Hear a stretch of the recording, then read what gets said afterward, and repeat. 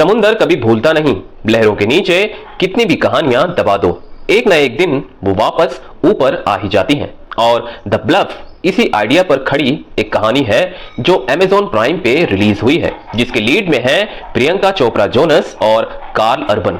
ये एक action drama film है जो 19th सेंचुरी कैरेबियन आइलैंड पर सेट है। स्टोरी सिंपल है लेकिन एंगेजिंग है।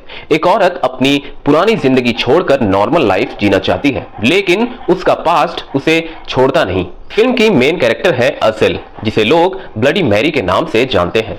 वो पहले एक डेंजरस पायरेट थी, लोग उससे डरते थे, उसका नाम समुंदर में मशहूर था। लेकिन अब वो सब पीछे छोड़ चुकी है। अब वो अपने हस्बैंड और बच्चे के साथ एक छोटे आइलैंड पर शांति से रह रही है। वो एक सिंपल फैमिली लाइफ जीना चाहती है। अपनी पुरानी पहचान उसने सबसे छुपा रखी है।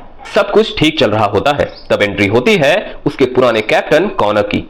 कॉनर को लगता है कि अर्सेल ने उसे धोखा दिया था। उसका मानना है कि अर्सेल की वजह से उसका क्रू टूट गया और उसकी पावर खत्म हो गई, इसीलिए वो रिवेंज लेने वापस आता है। लेकिन बात सिर्फ बदले की नहीं है, कॉनर एक छुपे हुए ट्रेजर के पीछे भी है और उस ट्रेजर का राज सिर्फ अर्सेल ही जानती है। यहीं से कहानी का असली कॉन्फ्लिक्ट स्टार्ट होता है। कॉनर आइलैंड पर अटैक करता है, विलेज में आग लगती है, लोग डराए जाते हैं और सबसे इंपॉर्टेंट अर्सेल की फैमिली डेंजर में आ जाती है। अब फिल्म का मूड चेंज हो जाता है, फैमिली ड्रामा से सीधा सर्वाइवल एक्शन शुरू हो जाता है। अर्सेल को मजबूरन अपनी पुरानी आइडेंटिटी वापस लानी पड़ती है। ब्लडी मैरी फिर से एक्टिव हो जाती है। फिल्म के मिडिल पार्ट में हम देखते हैं कि अर्सेल एक तरफ अपनी फैमिली को सेफ जगह भेजने की प्लानिंग करती है और दूसरी तरफ कॉनर के लोगों से लड़ती है। एक्शन सीन्स काफी इंटेंस हैं, नाइफ फाइट्स हैं, स्पॉट फाइट्स हैं, close hand to hand combat है।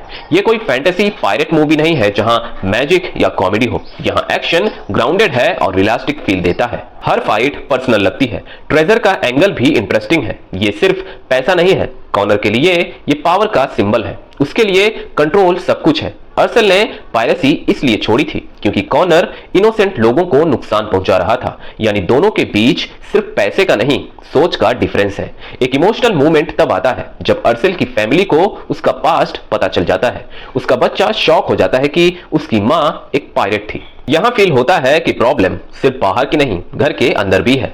क्लाइमैक्स एक क्लिफ पर होता है जिसे ब्लफ कहते हैं, इसी वजह से फिल्म का नाम द ब्लफ है।